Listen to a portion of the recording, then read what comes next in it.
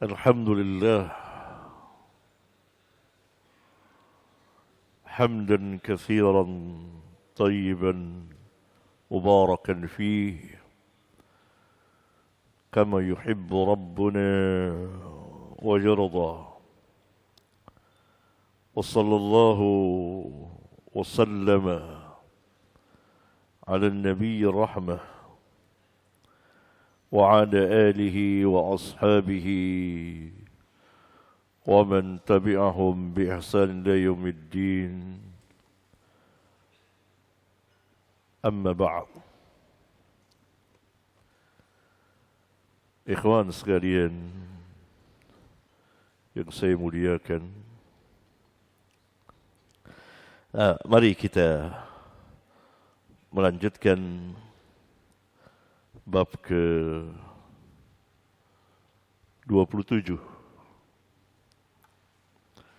dari kitab ilmu yang saya tulis. Kitab yang sangat sederhana, hanya membawakan hadis sebagiannya dan sebagian satu dua dari ayat Al-Quran. Judul bab ke-27 ini berpegang dengan sunnah dan menjauhi segala macam bid'ah.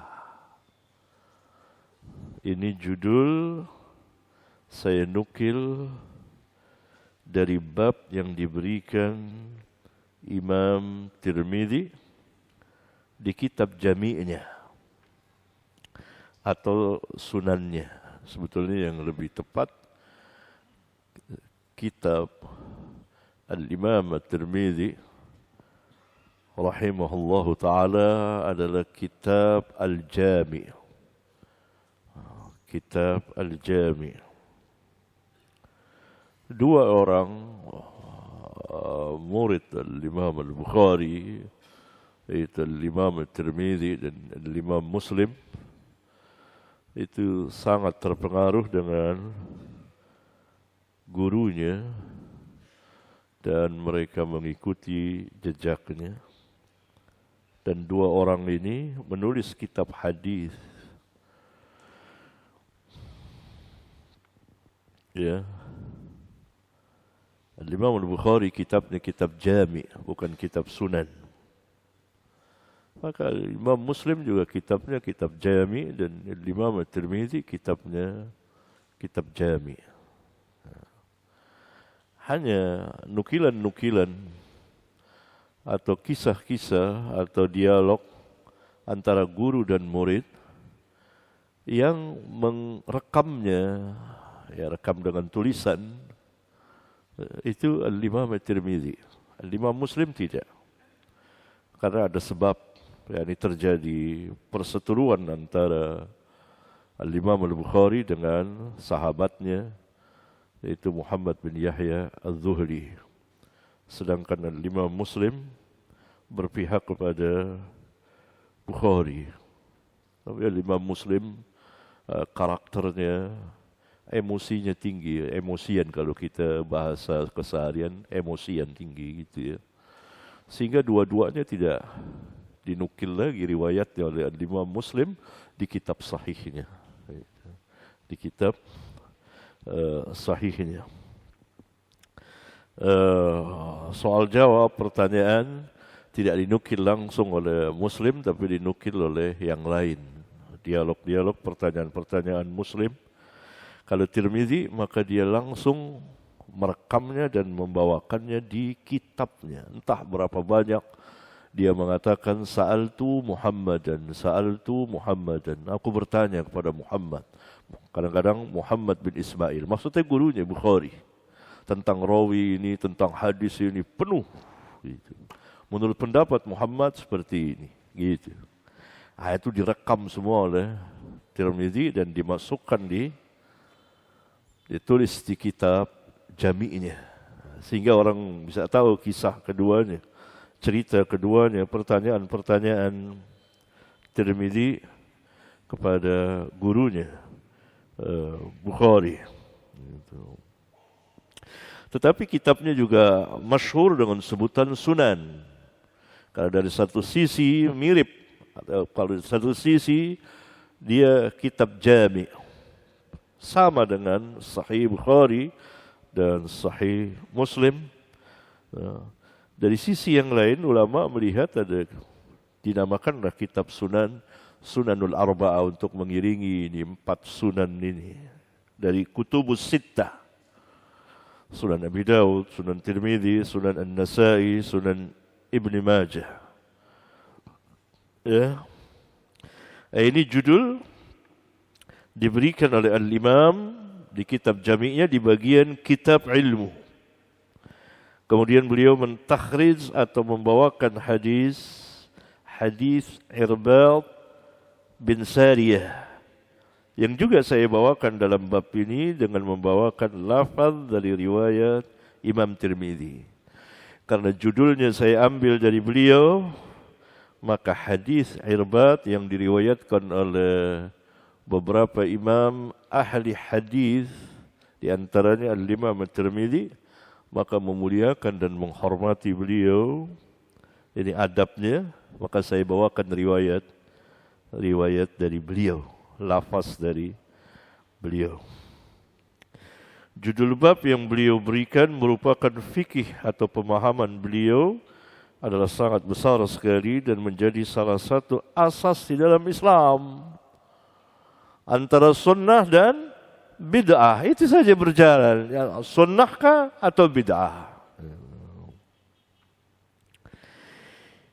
Yaitu berpegang dengan sunnah Nabi SAW sekuat-kuatnya dengan menjauhi bid'ah sejauh-jauhnya.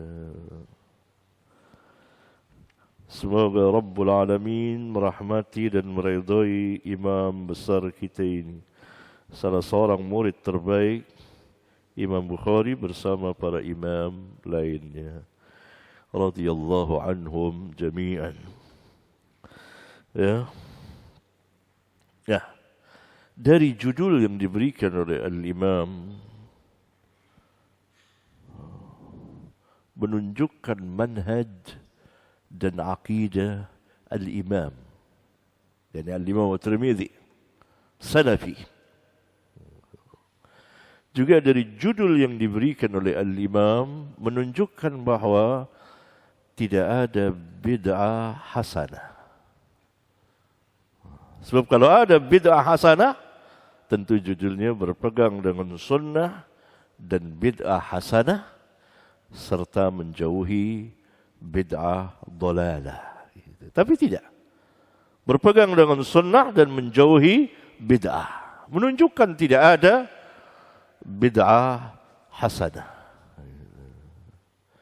Semua para imam mengatakan berpegang dengan sunnah, menjauhi bid'ah. Kalau benar ada bid'ah hasanah, tentu mereka akan memberikan judul bab dari pemahaman mereka berpegang dengan sunnah dan bid'ah hasanah serta menjauhi bid'ah dalalah. Padahal semua bid'ah dalalah, sesat. Menurut mereka, para imam, berdasarkan hadis yang mereka riwayatkan. Ini dia. Di antaranya hadis Irbad bin Sariyah. Silakan Suhail baca.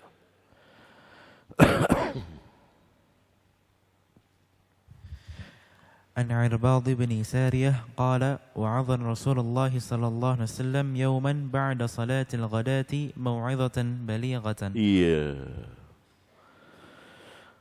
Irbad bin Sariyah mengatakan bahawa Rasulullah sallallahu alaihi wasallam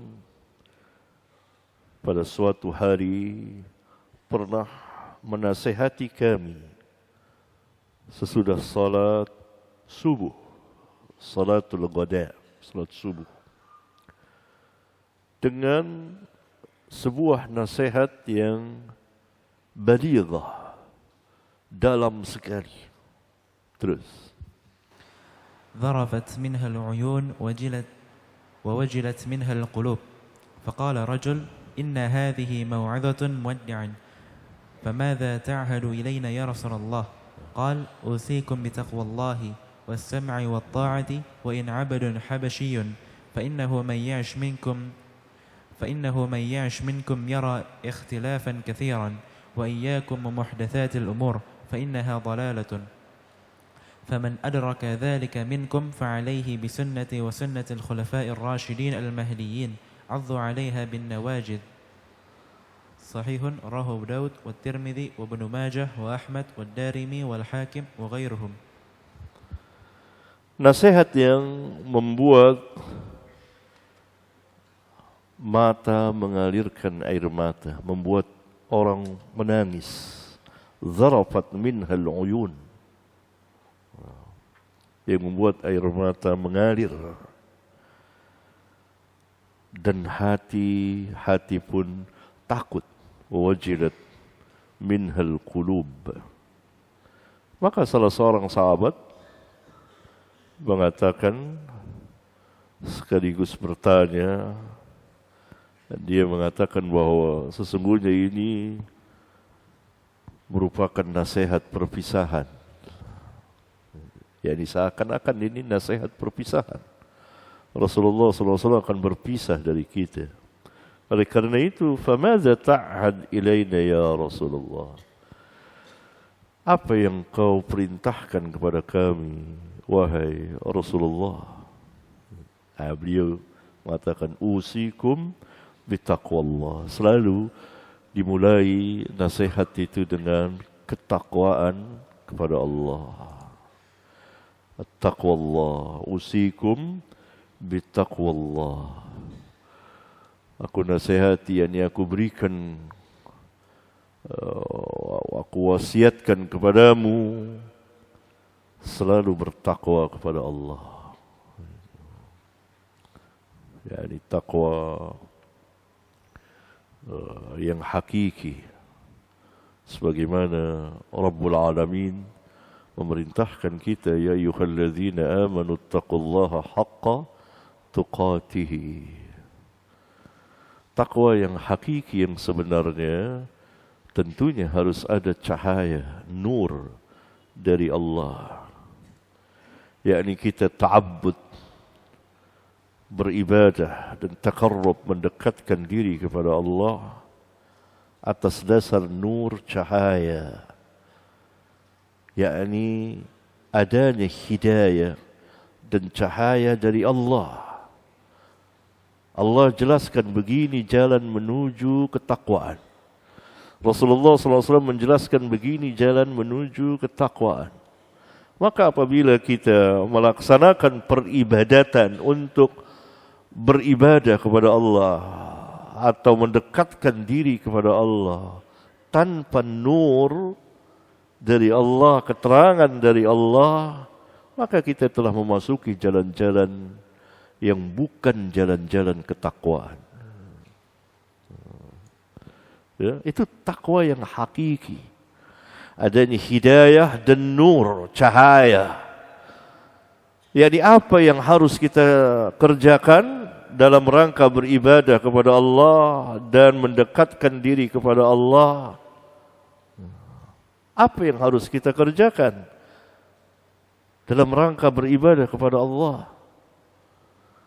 Harus ada keterangannya dari Allah dan Rasulnya. Ini jalan menuju ketakwaan. Itu nur. Apa yang harus kita jauhi? Harus ada keterangannya dari Allah dan Rasul. Itu nur, cahaya.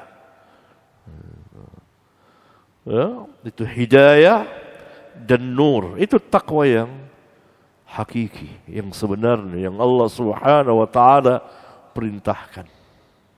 Kalau kita mengerjakan sesuatu peribadatan tetapi tidak ada nurnya, maka itu jalan, bukan jalan menuju ketakwaan, tapi jalan bid'ah.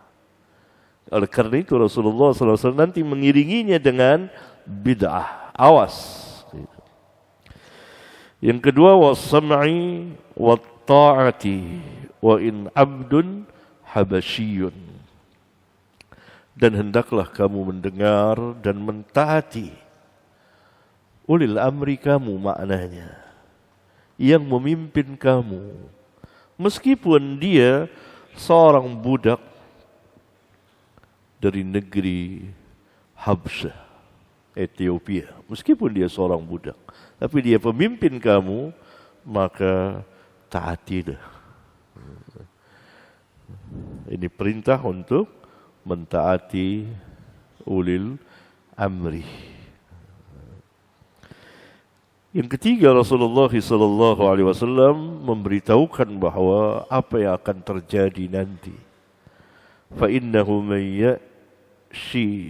ya'ish minkum.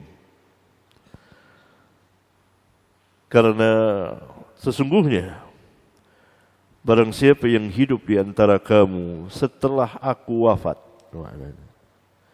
yara, pasti dia akan melihat ikhtilafan katsira, perselisihan yang begitu banyak. Muncul fitnah pada pertengahan atau akhir khilafah Utsman bin Affan radhiyallahu taala anhu. Pada masa Khalifah Umar bin Al-Khattab muncul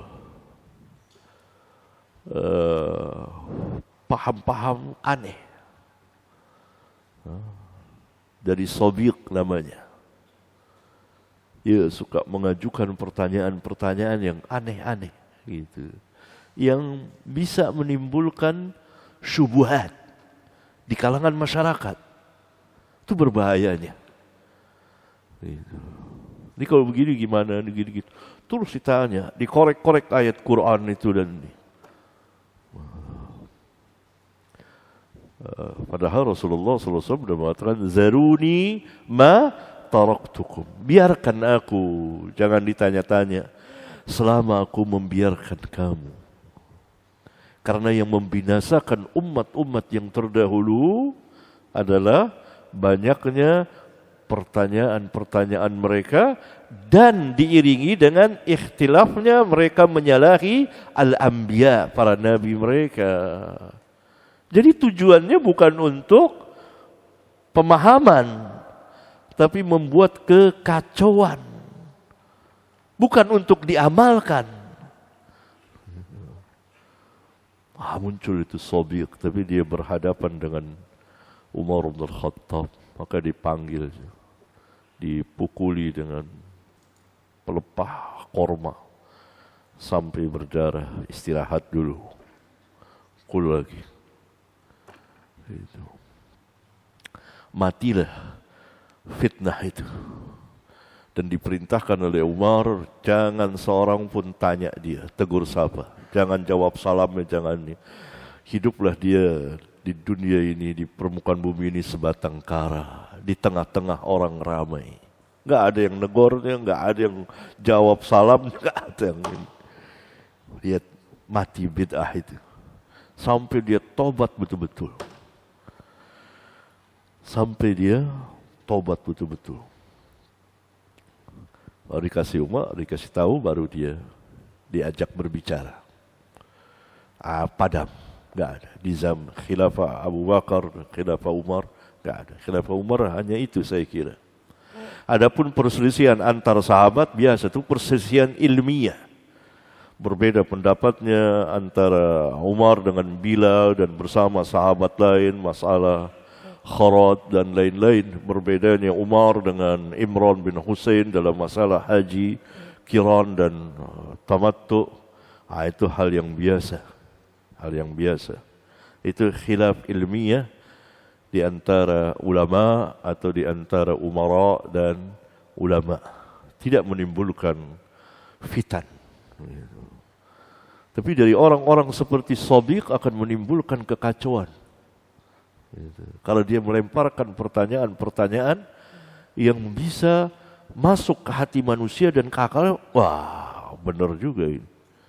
Ingat, salah seorang pernah bertanya kepada Imam Malik mengenai bagaimana istiwa Allah. Wah, itu Imam Malik ditanya itu sampai nunduk kepalanya, sampai berkucuran keringatnya karena berbicara tentang Rabbul Alamin. Dijawab dengan jawaban yang menjadi kaidah di dalam Islam. Apa jawabannya? Al-istiwa ma'lum. Ya, ini semua orang Arab tahu istiwa. Terus kaifiyahnya majhul, karena Allah tidak terangkan bagaimana dia istiwa, enggak boleh ditanya.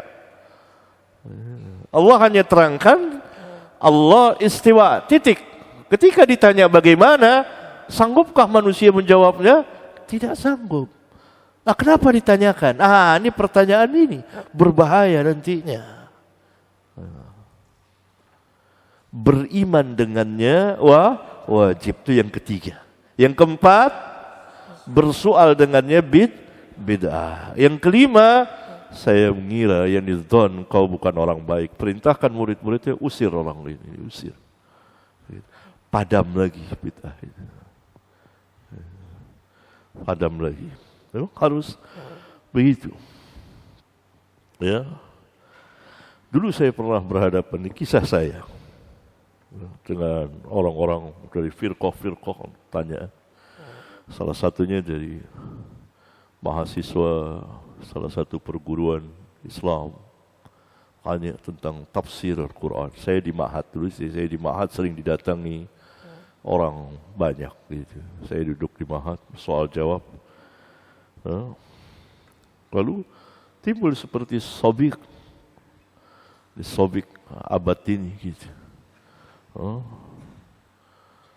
Maka saya marah dengan kemarahan yang besar. Itu marah, saya tampar pak aja. Kaget dia, keluar. Kira-kira selang berapa tahun dia datang. Pukulan Ustadz bermanfaat, kata taubat. Dia taubat. Saya spontanitas, tidak ada terencana. Spontanitas. Pukul niatnya apa? Niatnya. Dia di sini. Bukan pukul bener-beneran, ditakdib maksudnya. Ditakdib maksudnya. Pak, kayak gitu. Saya suruh keluar dari maktabah. Berapa tahun dia datang. Dia sadar. Saya sadar. Bermanfaat nasihat Ustaz. Saya ingat kisah Umar bin Khattab yang keras begitu pada Umar keras pada Sobik untuk memadamkan bid'ahnya. Kan kita harus melihat orang. Padam. Dia datang, dia taubat. Lalu dia menafsirkan Al-Quran macam-macam. Ta'wil, mengerikan. Sebenarnya bukan seperti itu. Ada lagi firqah lain lagi datang. Yang macam-macam dari orang-orang yang tidak percaya pada ini. Sebagiannya saya tuangkan kisah saya di sebagian kitab saya. Itu Al-Quran bisa dibawa kemana saja. Tapi umumnya ahli bid'ah ini tidak tahu bahwa ayat ini ditafsirkan oleh ayat ini. Maka saya pernah berdebat juga tentang Allah Subhanahu wa Ta'ala. Lalu dia bawakan ayat ini buat menolak ini. Saya bawakan ayat ini, dia kaget. Akhirnya dia terus sampai setiap ketemu saya, udah lama ketemu. Ini saya ditobati oleh Ustaz ini. Saya tahu gitu. Itu dia. Begitu paham-paham bisa. Kalau orang itu berbicara kepada orang-orang manusia lain, nanti bisa terkena syubhat. Nah, kemudian masa khilafah Utsman bin Affan, di pertengahan atau di akhir timbul fitan. Fitnah dari Abdullah bin Sabah. orang Yahudi yang menyembunyikan keyahudiannya atas nama Islam, pura-pura masuk Islam, zindiq, untuk merusak Islam dari dalam. Lalu dia mulai memunculkan perkataan-perkataan bahwa yang berhak menjadi khalifah adalah Ali bin Abi Thalib. Tetapi tidak seorang pun sahabat termakan fitnah itu. Sampai dia ke beberapa negeri, ke beberapa kota di Jazirah, tidak ada seorang pun yang menerimanya. Sampai dia datang ke, kalau tidak salah, ke Mesir. Di situ ada orang-orang yang munafikin atau orang-orang yang sudah termakan syubhat bahwa Utsman begini dan begitu dalam pemerintahannya, tidak adil, macam-macam. Utsman dilemparkan berbagai macam tuduhan. Muncullah orang-orang yang bermanhaj khawarij, sampai mereka menjadi sebuah kelompok dari 1-2 orang. Itu ngumpul-ngumpul kalau bicara agama, tapi tidak ada orang alim, tidak ada pelajar ilmiah yang bermanhaj baik, nanti akan timbul paham ini, paham itu. Tidak ada yang mengontrolnya. Apalagi mereka sebagian orang-orang yang sudah termakan tuduhan terhadap khalifah yang mulia, Khalifatul Rashid Utsman bin Affan Dzun Nurain, yang mempunyai 2 cahaya ini, dan banyak sekali keutamaannya. Akhirnya mereka sepakat akan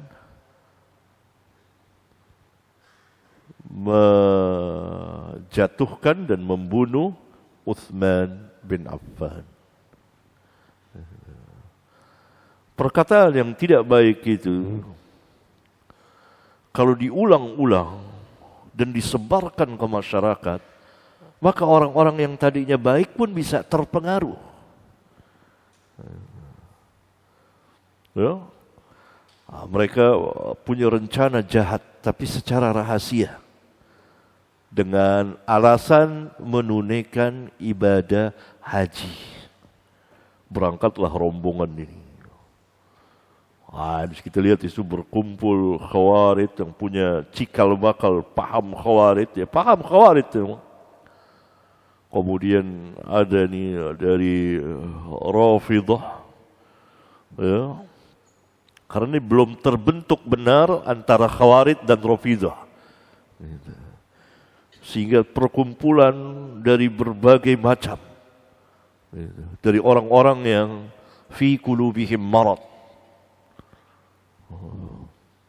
maka berangkat mereka dan mereka singgah di Madinah dengan alasan mau menunaikan ibadah haji, mampir dulu ke Madinah. Nah, disitulah mulai mereka menjalankan rencana mereka. Dikepunglah kota Madinah, dikuasai oleh mereka. Dikepunglah rumah Utsman bin Affan, dan masjid pun dikuasai, sampai akhirnya terjadi pembunuhan terhadap khalifah yang mulia ini, yang umurnya sudah 80-an saat itu, tua sekali, yang sedang membaca Al-Quran.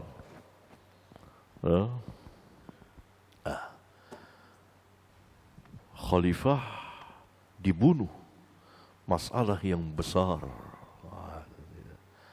Tentu para sahabat bangkit. Sedangkan kelompok pemberontak ini kan bercampur baur dengan masyarakat. Tidak ada pemisahan. Kalau saat itu diperangi, mau perangi yang mana? Agak tersamar.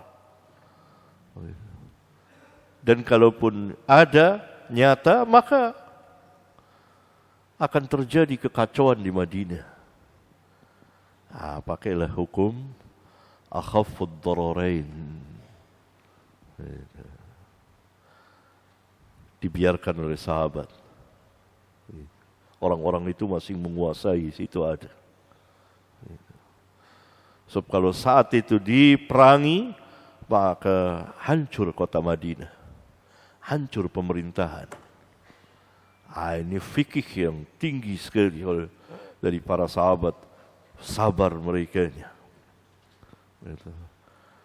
Sambil meminta kepada khalifah yang baru itu Ali bin Abi Thalib radhiyallahu taala anhu, diangkat ketika dibaiat menjadi khalifah. Ternyata para pemberontak ini merapat ke Ali. Para sahabat seperti Zubair, Talha dan Ummul Mukminin Aisyah dan lain-lain meminta agar Ali bin Abi Thalib radhiyallahu taala anhu menangkap mereka dan melaksanakan hukum qisas. Tapi Ali faqih, tidak mungkin. Suasana khilafah sedang demikian, nanti bisa runtuh, ditunda oleh Ali nanti. Dan Ali pindahkan ke Kufah. Teruslah sampai panjang kalau saya ceritakan. Yang ringkasnya, akhirnya terjadi kesepakatan antara Ali dengan sebagian sahabat. Ini cerita Ahlu Sunnah, bukan cerita Syiah. Cerita Syiah macam-macam lagi, riwayatnya tidak sah. Cerita Ahlu Sunnah sepakat untuk melaksanakan hukum qisas. Besoknya, maka tengah malam itu para pemberontak mendatangi kemah-kemah dari pasukan Zubair dan Talha, lalu membunuhi mereka. Yang mereka menyangka dari pasukan Ali, sehingga perang Jamal itu terjadi dadakan, tanpa terencana. Mereka yang membuat makar itu. Itu fitan. Sampai Zubair dan Talha mati, terbunuh. Nah, wali Utsman adalah Muawiyah. Jadi apa yang dikatakan Syiah bahwa Muawiyah memberontak mau merebut khilafah, itu bohong. Muawiyah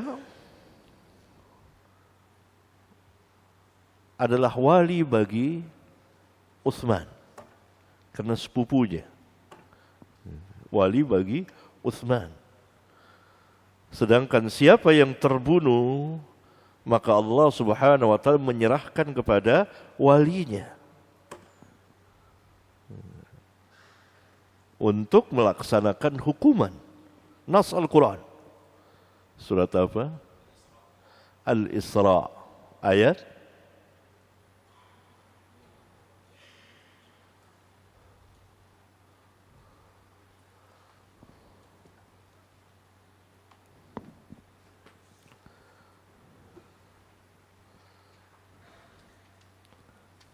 ayat berapa?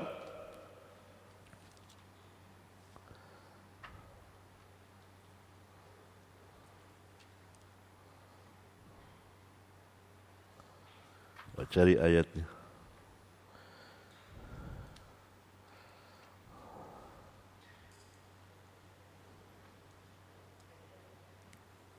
Ya, Berapa? 30? 33. Iya.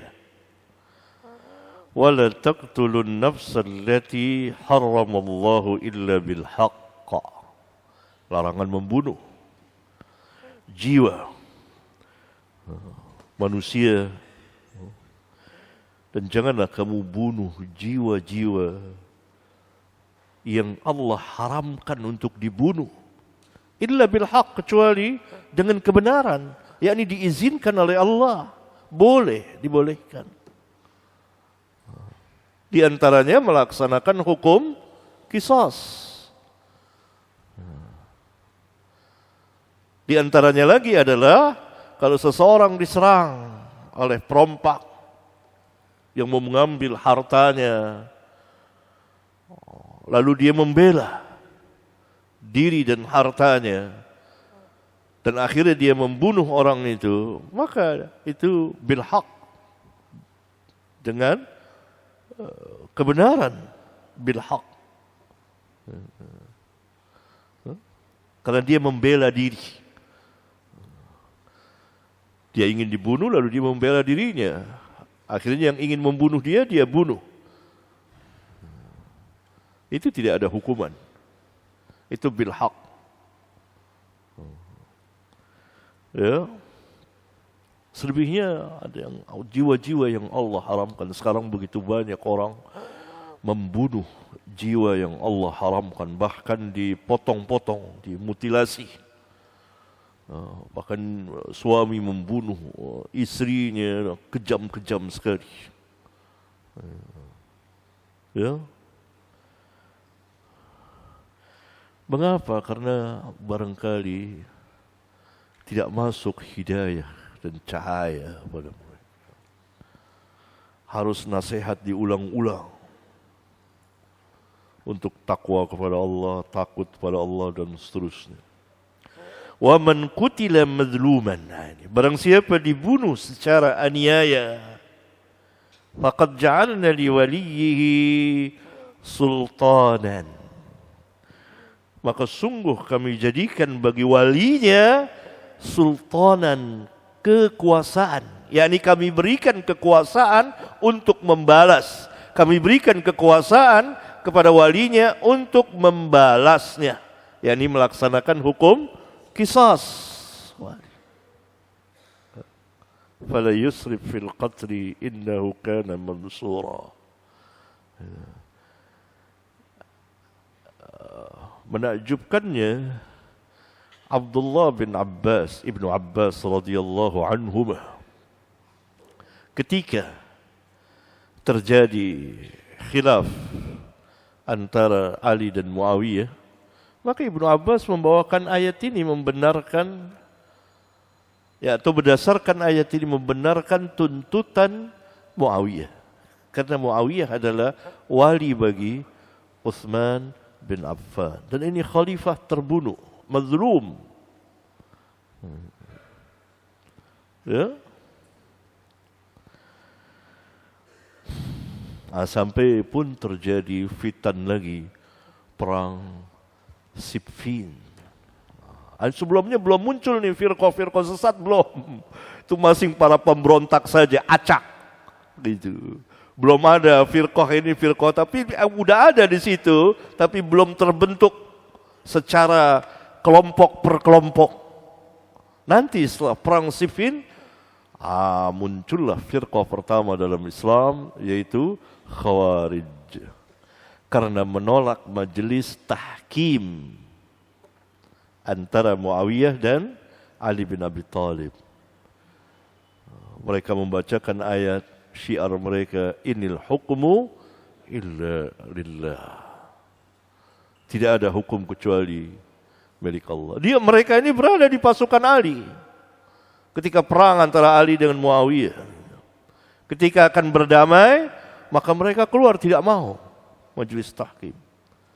Tidak mau, memaksa Ali untuk tetap perangin. Orang mau menutup darah, mau menghentikan pertumpahan darah. Dia bacakan di hadapan Ali. Keluarlah perkataan Ali yang sangat terkenal.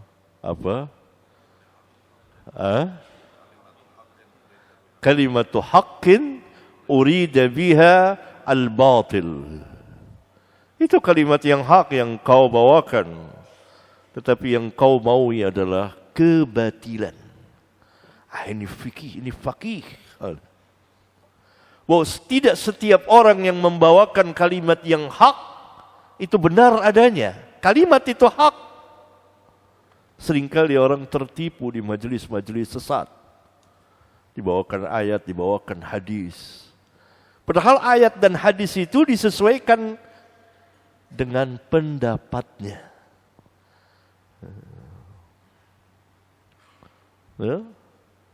Kalimatu haqqin. Inil hukmu ilallah, itu kalimatu haqqin. Karena ayat Al-Quran tidak boleh dibantah. Berarti yang batil apanya? Pemahamannya. Itu dia berbahayanya. Begitu tahu Ali tidak mau mendengarkannya, pisah mereka. Mulailah terbentuk kelompok satu firqah, yaitu Khawarij, yang mengkafirkan Ali, mengkafirkan Utsman, mengkafirkan Muawiyah, mengkafirkan seluruh para sahabat yang ada di situ. Tapi mereka tidak mengkafirkan syaikhan, dua syekh, yaitu Abu Bakar dan Umar. Bahkan mereka mentakzimkannya. Ini perbedaan antara Syiah dengan Khawarij. Syiah mengkafirkan syaikhan, Abu Bakar dan Umar dan seluruh para sahabat. Khawarij, Abu Bakar dan Umar tidak. Dan mereka mengkafirkan yang Utsman, Ali, Muawiyah dan seluruh para sahabat yang ada di situ.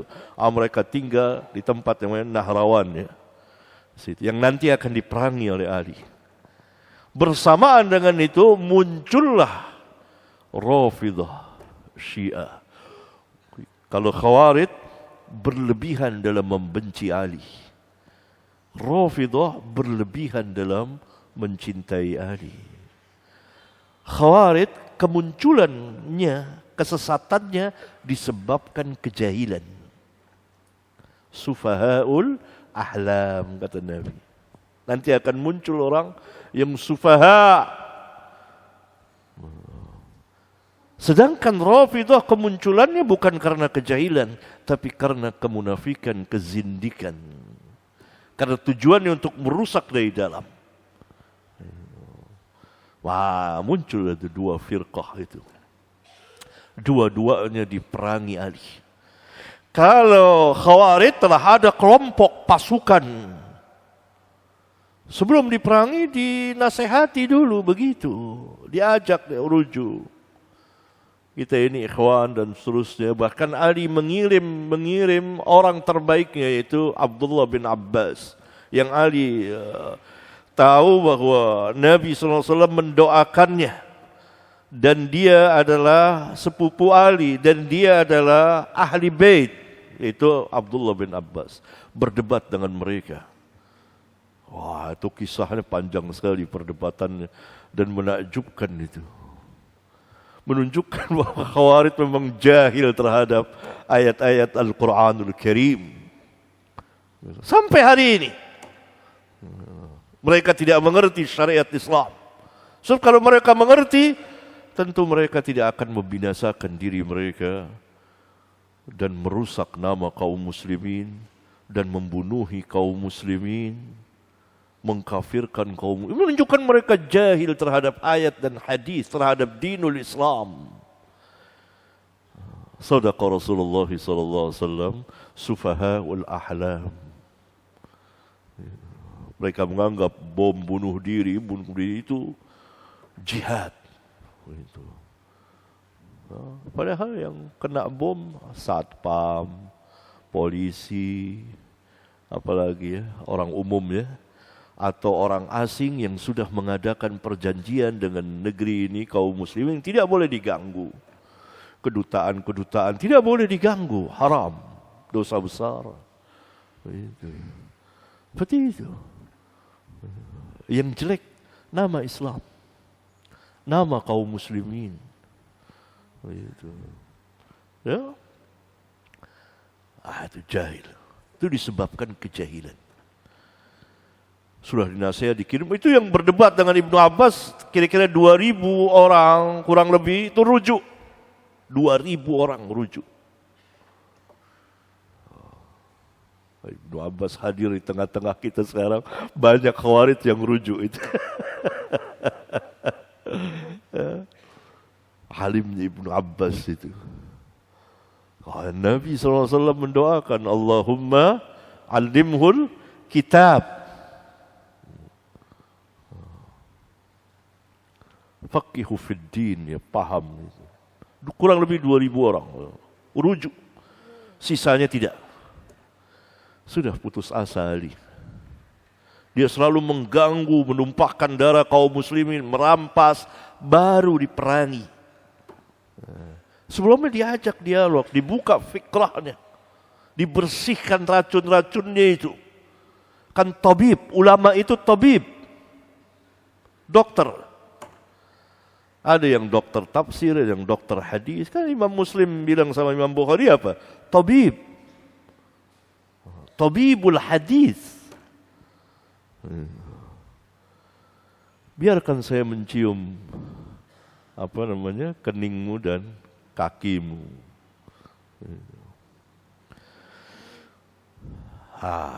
Baru diperangi oleh Ali bin Abi Thalib. Karena berdasarkan hadis-hadis Khawarij yang kata Nabi SAW perangi.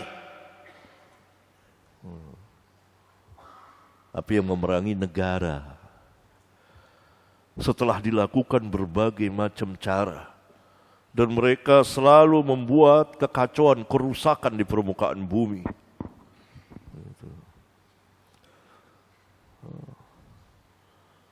Jadi negara berhadapan dengan Khawarij yang ada sekarang ini tidak hanya dengan kekuatan saja.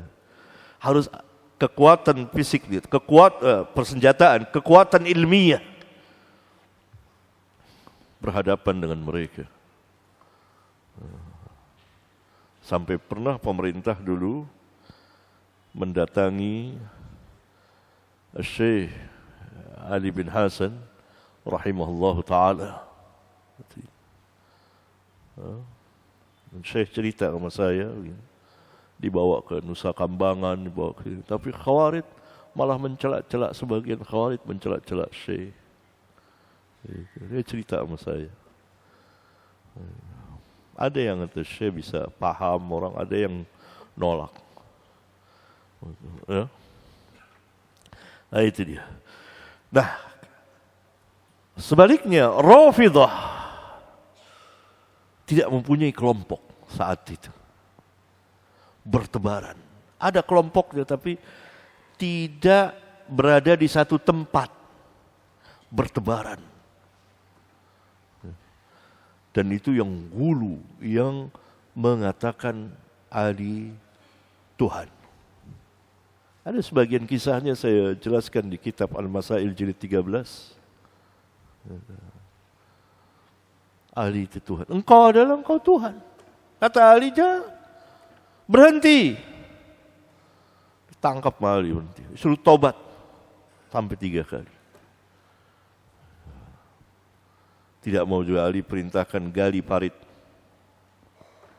Nyalakan api. Tanya lagi, tobat. Tetap makin yakin dia. Ali Tuhan. Lemparkan dia ke api.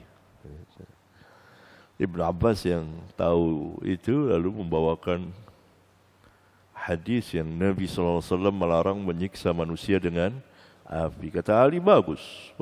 Dipuji sama Ali, bagus. Gitu. Yang senang, bagus. Gitu. Cara berdalilnya Ibnu Abbas. Tapi Ali mungkin ada ijtihadnya tersendiri. Wallahu a'lam. Ya. Abdullah bin Sabah sendiri lari, nggak ketangkap saat itu. Melarikan diri, istilah Syekhul Islam bin Taimiyah, melarikan diri dari pedangnya Ali. Dia itu kelompoknya yang menuhankan Ali bin Abi Thalib. Itu jadi khilaf terus terus dari satu firqah muncul firqah yang lain. Muncul firqah Qadariyah, muncul firqah Murji'ah. Itu semua terjadi di masa sahabat. Selesai masa sahabat, tabi'in muncul lagi firqah seperti Jahmiyah, Mu'tazilah, Falasifah dan seterusnya panjang. Itu ikhtilafan katsira. Namun Nabi SAW memberikan jalan keluar. Wa iyyakum wa muhdatsatil umur. Awaslah kamu dari perkara-perkara yang baru di dalam agama. Muhdatsatil umur fa innaha dhalalah, karena ia sesat. Berarti bid'ah itu adalah muhdats. Yang menunjukkan bahwa bid'ah itu, kalau secara lughah bid'ah itu adalah sesuatu yang baru yang tidak ada contoh sebelumnya. Tapi bid'ah yang dimaksud di dalam hadis-hadis adalah bid'ah din di dalam agama. Apa itu? Pertama tentu sesuatu yang dibuat, diciptakan oleh manusia. Tentang upacara, tata cara, peribadatan. Dan dimasukkan ke dalam Islam. Mengatasnamakan Islam. Itu yang pertama. Yang kedua, jelas ia pasti menyerupai syariat. Karena dia sudah masuk ke dalam Islam. Dan yang ketiga, tujuannya untuk ta'abbud atau taqarrub, beribadah dan mendekatkan diri kepada Allah. Dan yang terakhir, keempat, mengharapkan pahala dari Allah. Padahal Allah tidak diibadati dengan berbagai macam bid'ah. Allah diibadati dengan apa-apa yang Allah syariatkan. Melalui siapa? Melalui Rasulullah SAW. Tidak boleh beribadah kepada Allah dengan sesuatu yang Allah haramkan.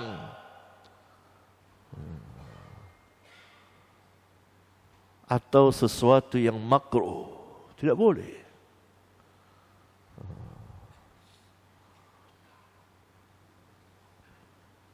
Tetapi beribadah kepada Allah dengan sesuatu yang Allah wajibkan.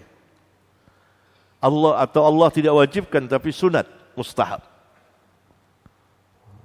Tidak boleh beribadah kepada Allah dengan sesuatu yang Allah tidak syariatkan, yaitu bid'ah. Enggak boleh.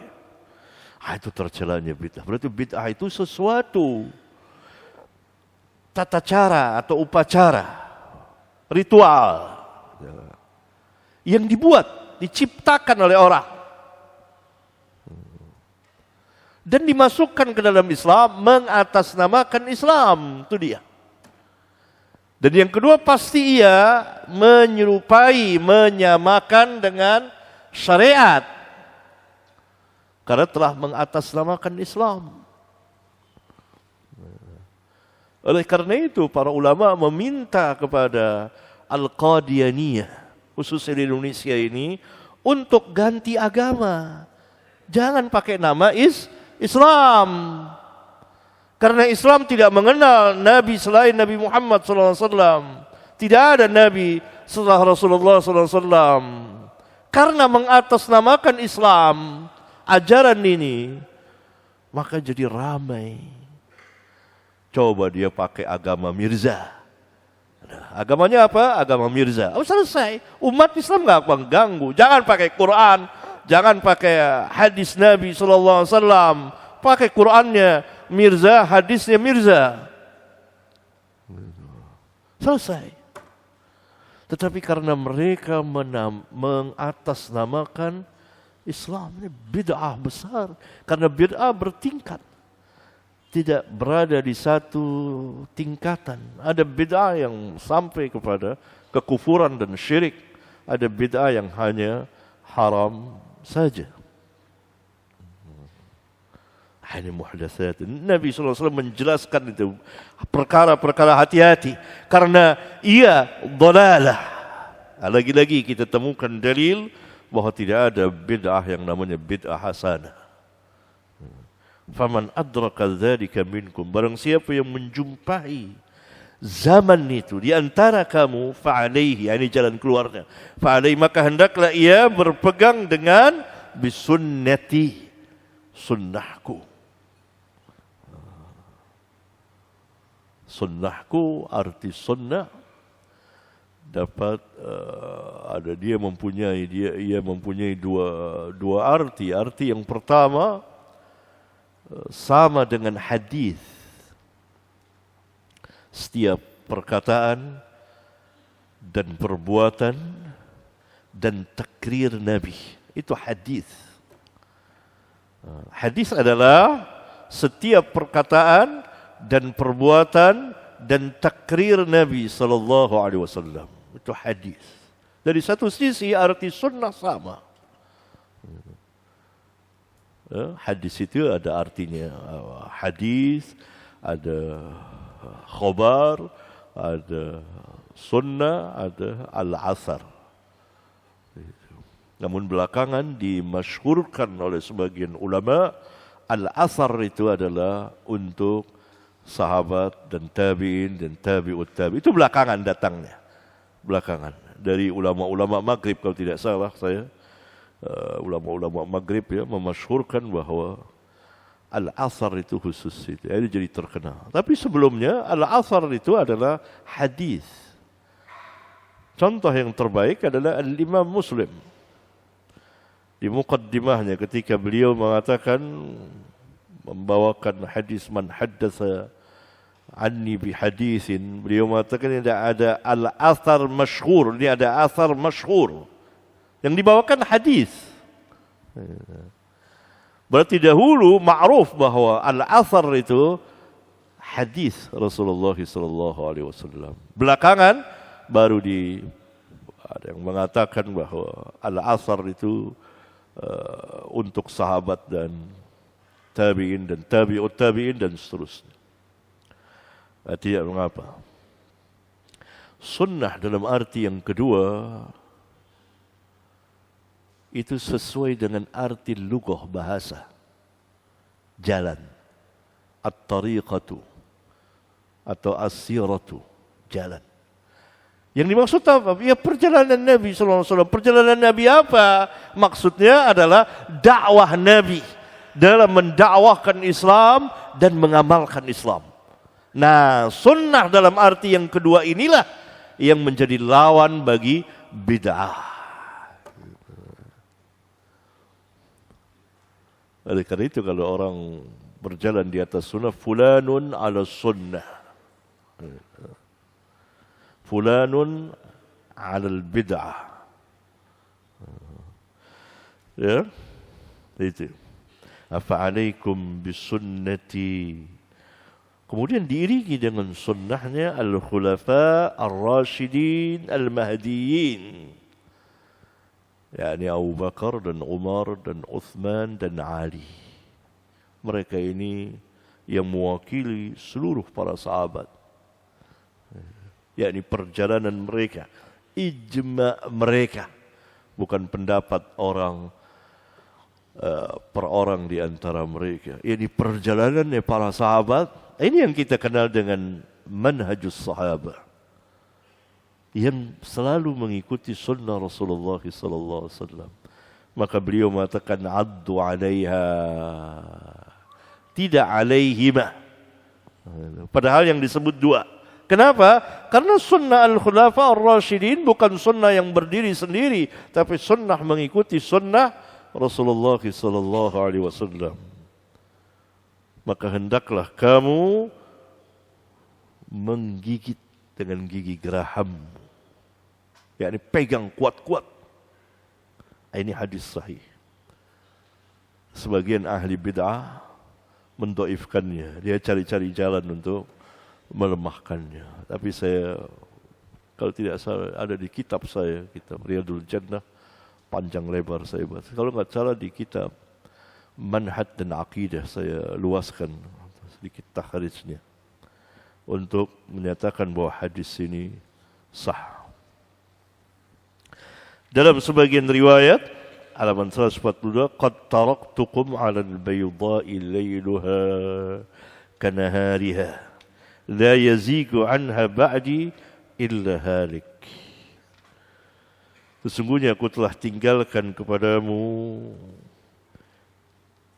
yang putih malamnya seperti siangnya. Malamnya saja putih sama dengan siang, apalagi siangnya. Yakni apa? Jelas. Apa yang ditinggalkan oleh Nabi SAW terang benderang. Malamnya seperti siangnya. Tidak ada kegelapan, tidak ada kesamaran. Oleh karena itu beliau mengatakan, la yazigu anha ba'di illa halik. Tidak berpaling darinya, dari sunnahku itu, sesudah wafatku, kecuali orang yang binasa. Ini ancaman kepada setiap orang yang menyelisihi sunnah Rasulullah sallallahu alaihi wasallam. Panjang pembicaraan kita, barangkali bab ini nanti akan kita lanjutkan dan kita beralih ke kitab Sahih Bukhari.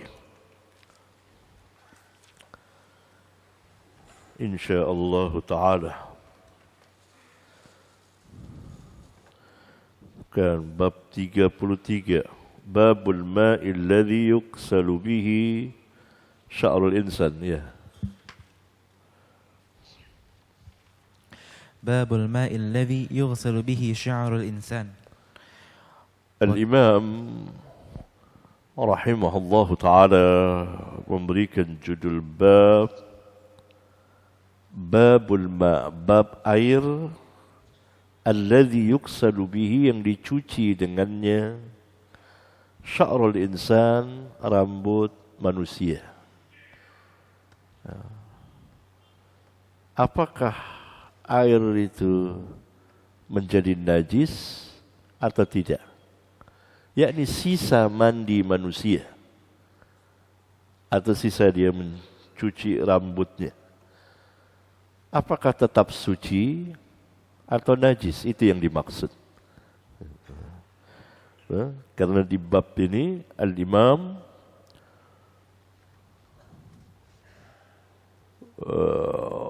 memberikan dua masalah hukum. Masalah yang pertama tadi, sisa air yang jatuh dari bekas mencuci rambut ini, apakah najis atau tidak? Diberikan jawabannya. Ini masalah yang pertama. Terus. وكان عطاء لا يرى به بأسا أن يتخذ منها الخيوط والحبال وسؤر الكلاب. Iya. Dibawakanlah sebuah asar dari tabi'in, itu Atha bin Abi Rabah, dan Al-Hafidh telah menyatakan bahwa al-athar ini dimausulkan oleh Muhammad bin Ishaq Al-Fakihi dalam kitabnya Akhbaru Makkah bisanadin sahih ila Atha.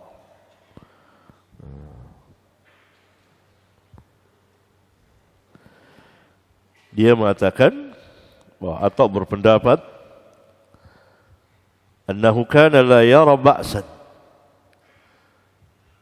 Dia berpendapat tidak mengapa bil intifa'i bi syu'urin nas, memanfaatkan rambut-rambut manusia allati tuhnaku bimina, yang dicukur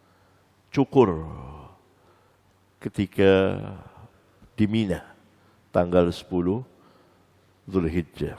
Maksud Atha, dia mengatakan, maksud Bukhari membawakan al-asar dari Atha bahwa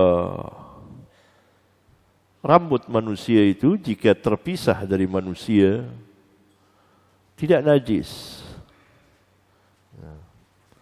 Dan sisa air yang jatuh sehabis mencuci rambut pun tidak najis. Nanti akan dibawakan hadisnya. Itu masalah yang pertama. Ya. Dan di sini Bukhari membawakan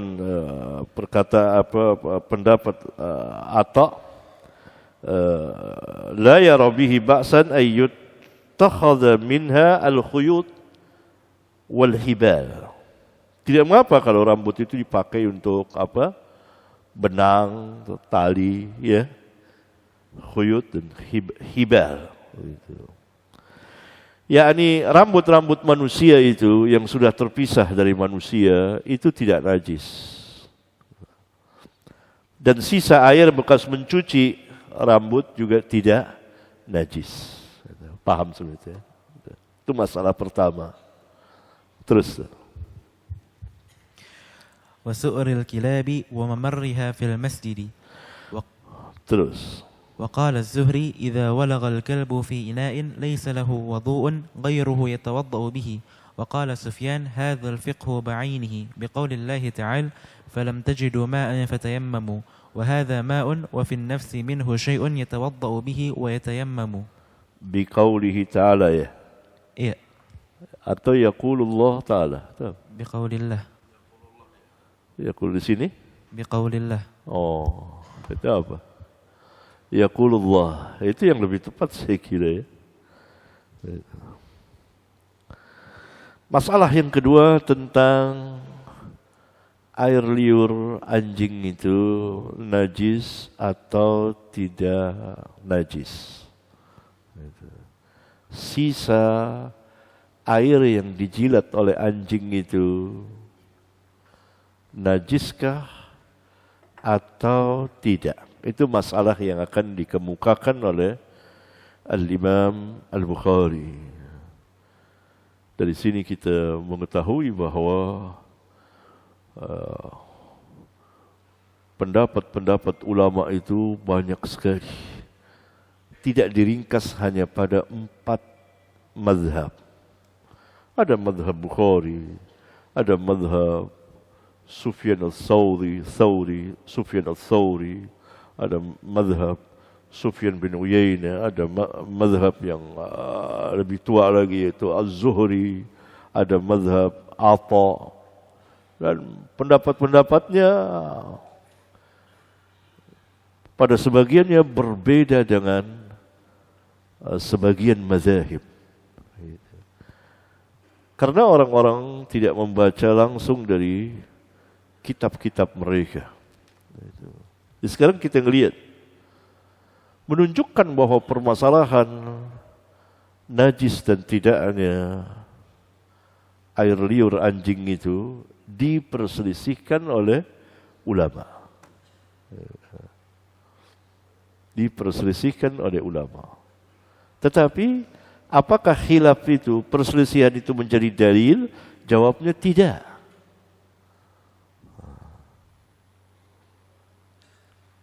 Ini kan diperselisihkan boleh-boleh saja. Tidak, itu bukan dalil. Sebab kalau itu dalil, Allah Subhanahu wa taala tidak akan berfirman fa in tanaza'tum fi syai'in farudduhu ila Allah war Rasul. Diperselisihkan iya. Tapi khilaf itu bukan dalil. Khilaf itu merupakan ya kenyataan adanya diperselisihkan. Paham maksudnya? Yang menjadi dalil itu sendiri. Oleh karena itu para ulama ketika berpendapat demikian mereka membawakan dalil, hujjah mereka. Seperti Bukhari, dia menyatakan bahwa rambut manusia setelah terpisah dari manusia atau yakni digunting, dicukur itu tidak najis. Dan sisa air dari itu tidak najis. Dia akan membawakan dalilnya. Dia akan membawakan dalilnya. Demikian juga masalah yang kedua tentang su'rul kilab. Sisa minuman sisa jilatan atau sisa minuman anjing, itu airnya menjadi najis atau tidak? Dan sebetulnya permasalahan para pelajar senang dengan permasalahan seperti ini. Ya, orang-orang yang tidak terbiasa takut bingung nantinya.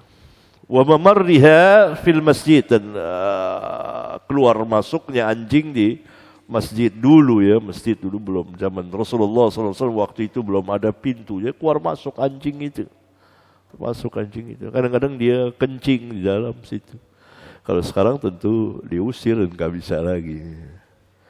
Ya. Dibawakanlah perkataan Zuhri. Wa qala Zuhri. Ini pun atharnya dijelaskan oleh Al-Hafidh bahwa al-athar ini telah diriwayatkan oleh Al-Walid bin Muslim di Musannafnya dari Al-Auza'i dan selainnya dengan lafaz sami'tu Zuhriyya fi ina'in walagha fihi kalbun falam yajidu ma'an ghayruhu qala yatawadda'u bih. Dan dikeluarkan juga oleh Al-Imam Ibnu Abdul Bar di kitab Tamhid dari jalannya bisanadin sahih. Berkata Al-Imam Az-Zuhri Ibnu Shihab Muhammad bin Muslim, "Idza walagha al-kalbu fi ina'in laysa lahu wadu'un ghayruhu yatawadda'u bihi." Apabila anjing walagha itu menjilat benda cair. Ya, di Al-Fat ada di dijelaskan beberapa keterangan secara bahasa.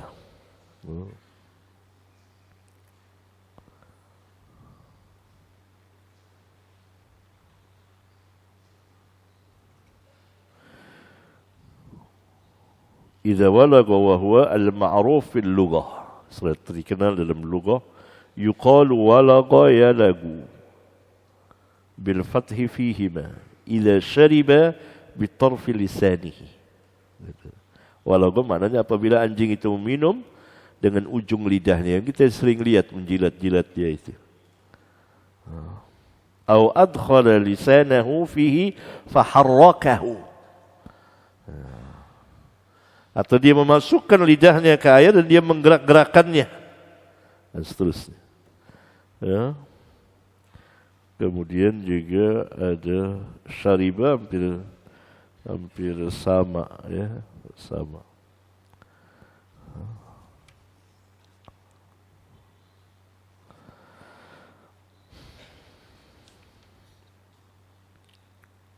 Apabila anjing meminum atau menjilati, dia minum menjilati fi ina'in, bejana yang berisi air, laisa lahu wadu'un, dan tidak ada lagi air selain itu. Laisa lahu, tidak ada bagi dia kecuali air itu. Ada orang air di bejana, ya, kedatang anjing jilat,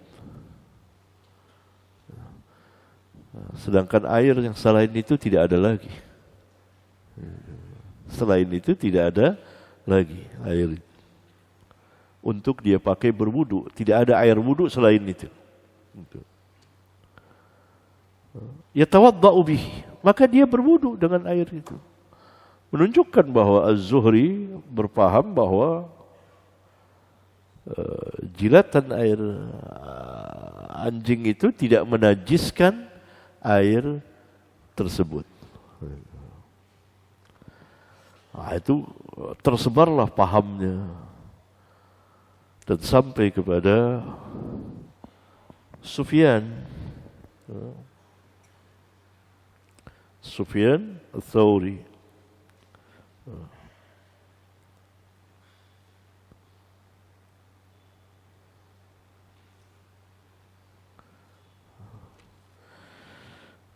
Wa qala Sufyan, maka Sufyan Ats-Tsauri mengatakan hadzal fiqhu bi ainihi. Inilah hakikat fikih. Ya dipuji malah. Ini fikih. Ya, ini memuji kecerdasan dan pemahaman Az-Zuhri. Kemudian Sufyan membawakan ayat Yaqulullahu ta'ala, Allah ta'ala berfirman, falam yajidu ma'an fatayammamu. Maka ia tidak mendapatkan air, baru boleh dia bertayamum. Wa hadza ma'un, sedangkan ini air, walaupun telah dijilat oleh anjing. Tapi kemudian Sufyan berhati-hati.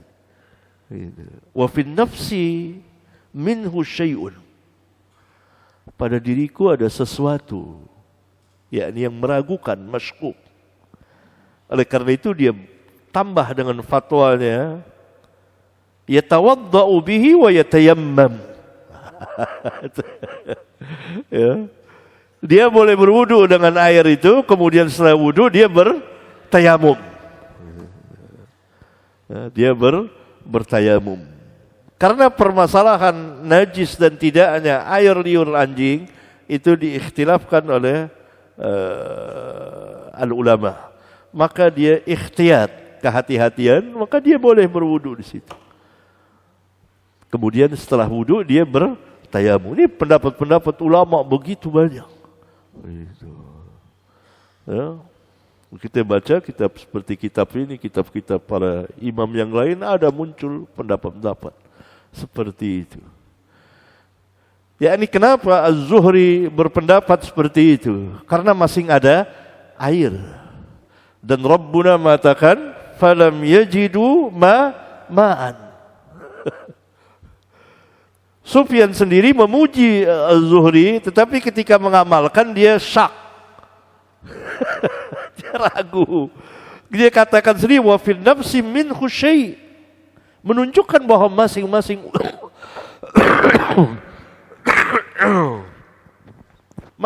ulama berijtihad. Mereka tidak dibina saling taklid satu dengan yang lain. Lihat saja Sufyan dipuji. Ah, ini baru fikih gitu. Bahasa kita ini baru fikih ini. Paham. Gitu dipuji langsung. Hadzal fiqhu bi'ainihi. Ini hakikat fikih. Ya, ini cerdas itu. Tapi kalau dia ditanya dengan pendapat dia, lihat tuh. Dia wa fin nafsi, saya ada syak. Begitu. Begitulah para ulama. Begitu. Berijtihad merekanya. Tidak saling taklid. Karena itu tidak ada mazhab dalam Islam. Yang ada pendapat-pendapat ulama, ijtihad mereka. Mazhab itu kumpulan ijtihad para ulama. Lihat ini contoh terbaik bagi kita. Bukan untuk mengikuti. Saya juga tidak sependapat ini, enggak. Dan Bukhari mazhabnya seperti itu. Air liur anjing zahirnya tidak najis menurut dia. Itu ijtihadnya. Dia bawakan hadisnya yang menunjukkan dia bawakan asar ini Bukhari untuk apa? Begitu. Jadi merdeka betul. Para pelajar, para ulama itu merdeka semerdeka-merdekanya. Dia ijtihad. Al-Imam Malik kan seperti itu dalam sebagian riwayatnya. Mengatakan tidak najis. Dalilnya tentu mereka berdalil. Nah, Rabbuna mengatakan fa in tanaza'tum fi syai'in farudduhu ila Allah war Rasul. Ya. Yatawaddau wa yatayammam. Selesai ini. Berarti zahirnya untuk barangkali wallahu alam Az-Zuhri berpendapat seperti itu. Sufyan Ats-Tsauri juga berpendapat seperti itu.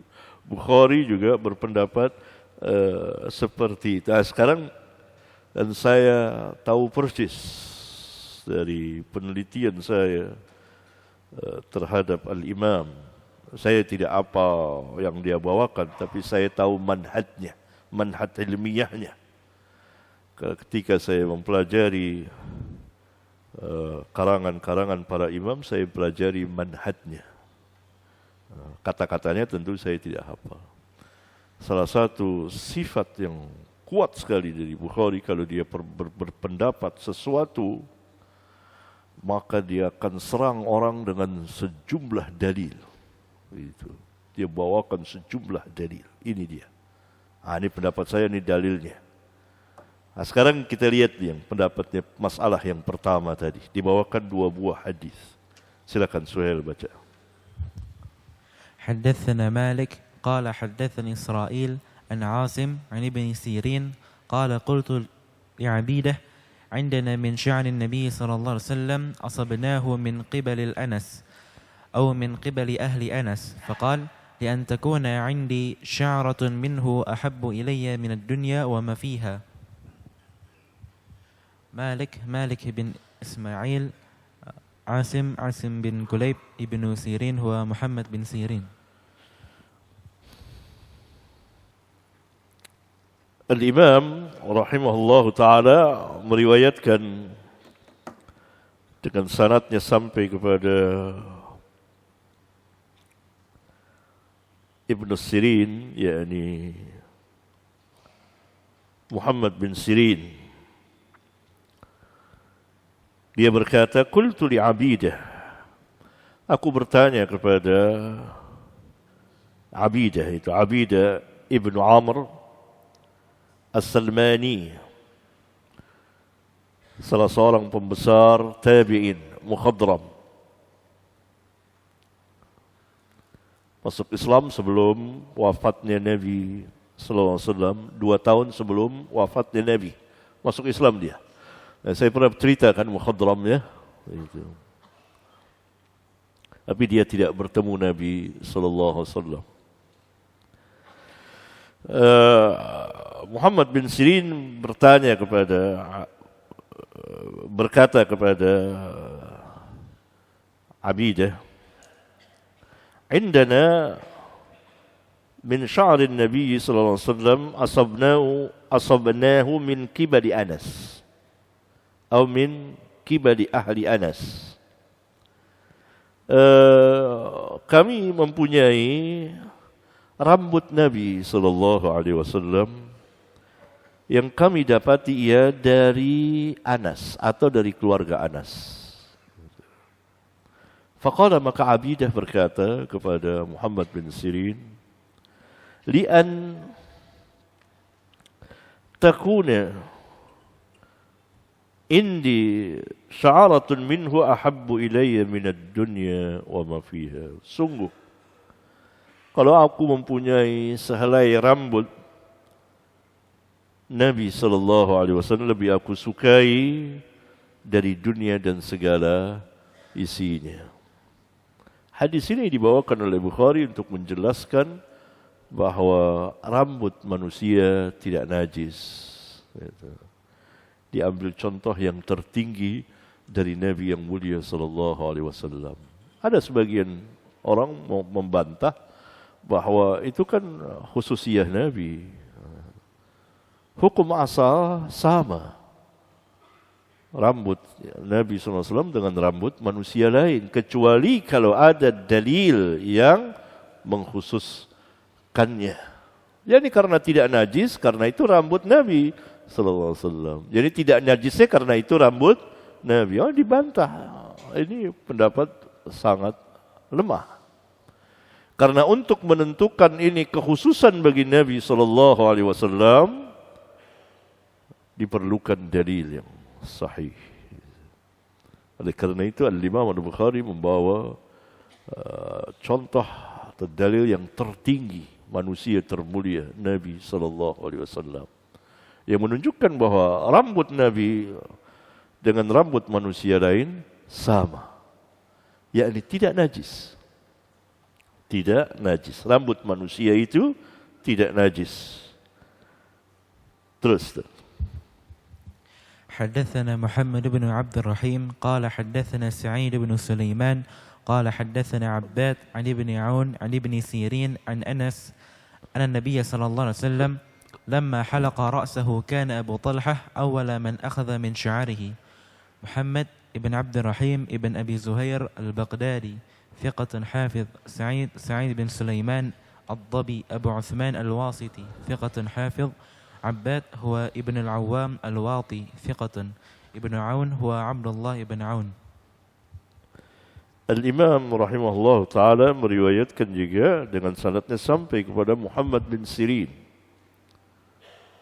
An Anasin dari Anas anna Nabi sallallahu alaihi wasallam bahwa Rasulullah sallallahu alaihi wasallam lamma halaqa ra'sahu, tatkala beliau mencukur, yakni membotakkan rambutnya, ini di musim haji, di Hajjatul Wada' tentunya ini.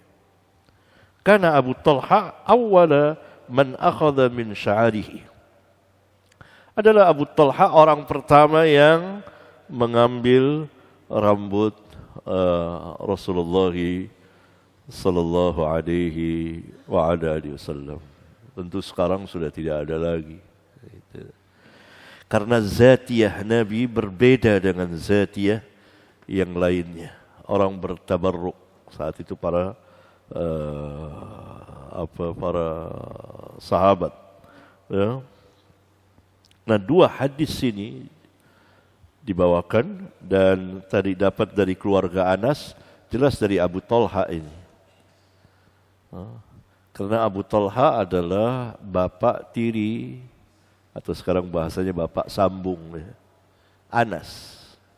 Ibunya Anas menikah dengan Abu Talha.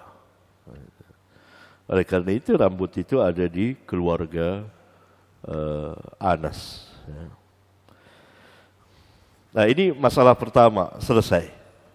Bahwa rambut manusia, jenggotnya, ininya tidak najis.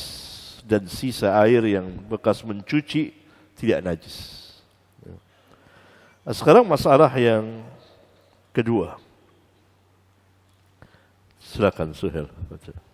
Babun idza syariba al-kalbu fi ina'i ahadikum falyaghsilhu sab'an. Bukan bab ini babnya sudah tadi. Terus hadisnya baca. حدثني عبد الله بن يوسف عن مالك عن أبي الزناد عن الأعرج عن أبي هريرة أن رسول الله صلى الله عليه وسلم قال إذا شرب الكلب في إناء أحدكم فليغسله سبعا. عبد الله بن يوسف التنيثي ثقة حافظ. مالك بن أنس. أبو الزناد هو عبد الله بن ذكوان ثقة فقيه. الأعرج هو عبد الرحمن بن هرمز أبو داود المديني مولى ربيعة بن الحارث ثقة ثبت عالم. Hadis selanjutnya ini untuk masalah kedua. Al-Imam sering sepaham para ulama yang lainnya, termasuk Al-Imam Malik, membawakan hadis ini dari jalan Al-Imam Malik an Abi Zinad an Al-A'raj an Abi Hurairah qala inna Rasulullah sallallahu alaihi wasallam qala, sesungguhnya Rasulullah sallallahu alaihi wasallam pernah bersabda, idza syaribal kalbu. Umumnya para ruwat meriwayatkan dengan walagha. Idza syariba dengan syariba. Kalbu fi ina'i ahadikum. Apabila anjing meminum bejana salah seorang dari kamu, falyaksilhu sab'an, maka hendaklah ia cuci 7 kali. Tapi tidak ada perintah di sini untuk membuang air. Dalam riwayat yang lain ada. Diperintah untuk membuang air. Tapi tidak dipakai oleh Bukhari. Tidak dipakai oleh Al-Imam Malik. Karena Ali bin Mushir sendirian dalam meriwayatkannya. Gitu. Sehingga mereka barangkali tidak memakainya. Karena kalau ada lafaz membuang, diperintah oleh Nabi untuk membuang, menunjukkan bahwa air tersebut najis. Ya, air tersebut najis. Dengan tidak adanya lafaz yang dibawakan Bukhari, perintah untuk membuang air itu, Maka mereka mengatakan tidak najis. Lalu kenapa disuruh mencuci? Itu ta'abbudiyah, peribadatan semata. Juga tidak ada lafaz dicampur dengan tanah. Terjadilah khilaf di antara ulama. Itu salah satu mengapa terjadinya perselisihan di antara ulama. Sampai hadis kepada mereka demikian. Tidak sampai yang sana. Atau mereka menganggap lafaz yang itu tidak sah.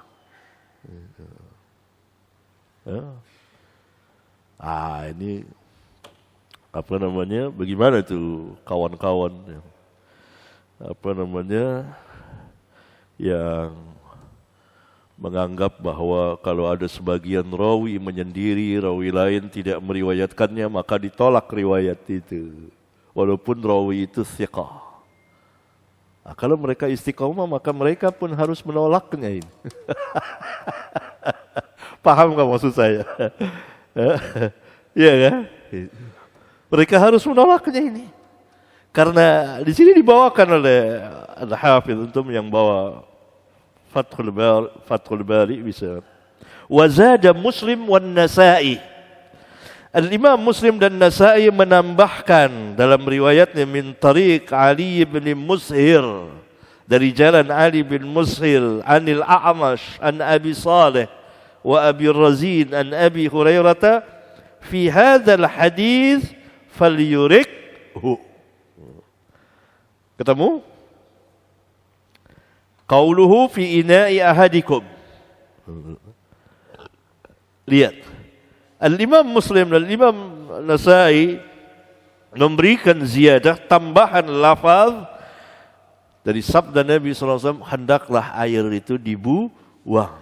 Maka para ulama yang berpegang dengan lafaz ini mengatakan air itu najis. Para ulama yang tidak berpegang dengan lafaz ini seperti Bukhari dan Imam Malik dan lain-lain mengatakan air itu tidak najis. Dengan sendirinya jilatan anjing tidak najis. Ini baru satu dalil loh. Sudah demikian. Saya mau jelaskan kepada para pelajar khususnya. Begitu cara-cara khilaf ulama. Jadi kita harus siap berbeda. Harus lapang dada dan membahas secara ilmu. Begitu pendapat-pendapat ulama.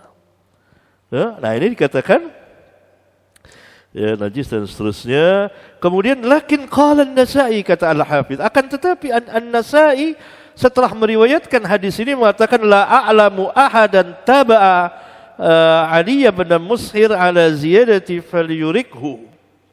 Aku tidak tahu ada seseorang yang menjadi mutaba'ah bagi Ali bin Mushir dalam tambahan hendaklah dia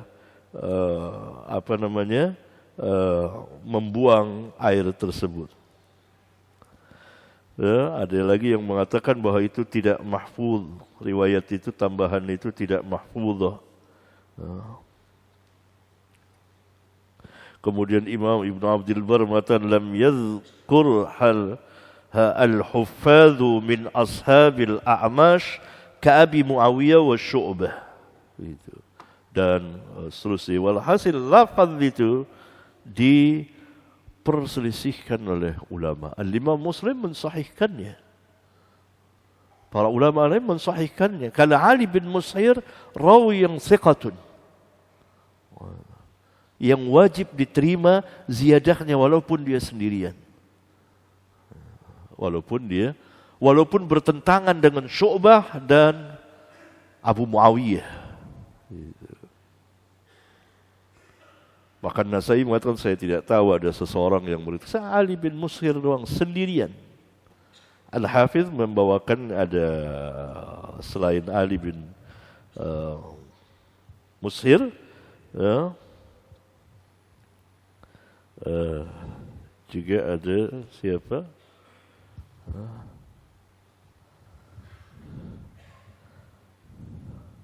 Riwayat lain tapi dhaif.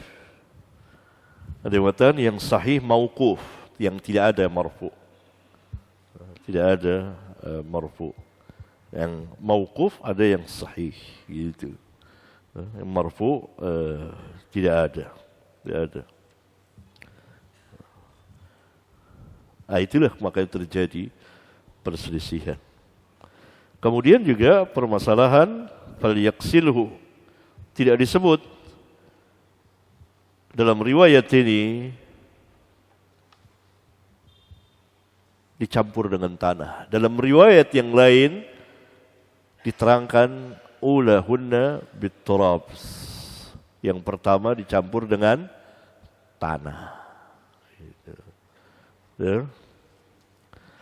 Nah, para ulama yang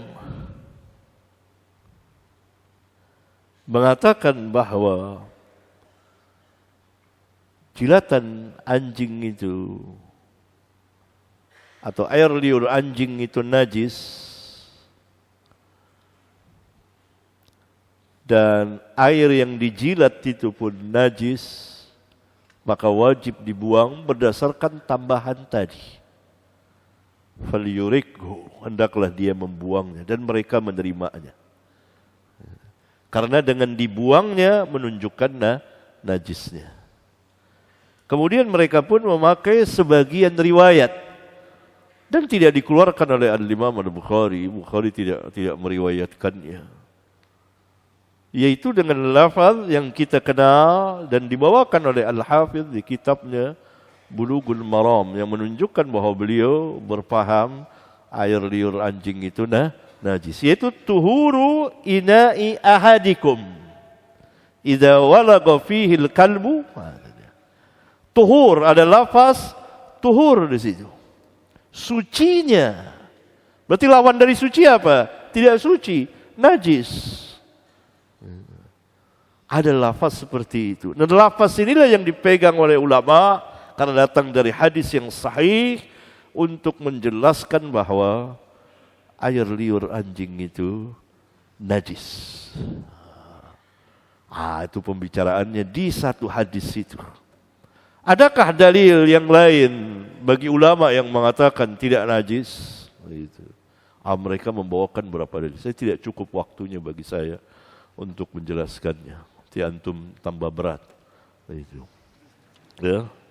Ini khilaf ulama. Adapun saya menerima seluruh riwayat itu selama itu thiqah.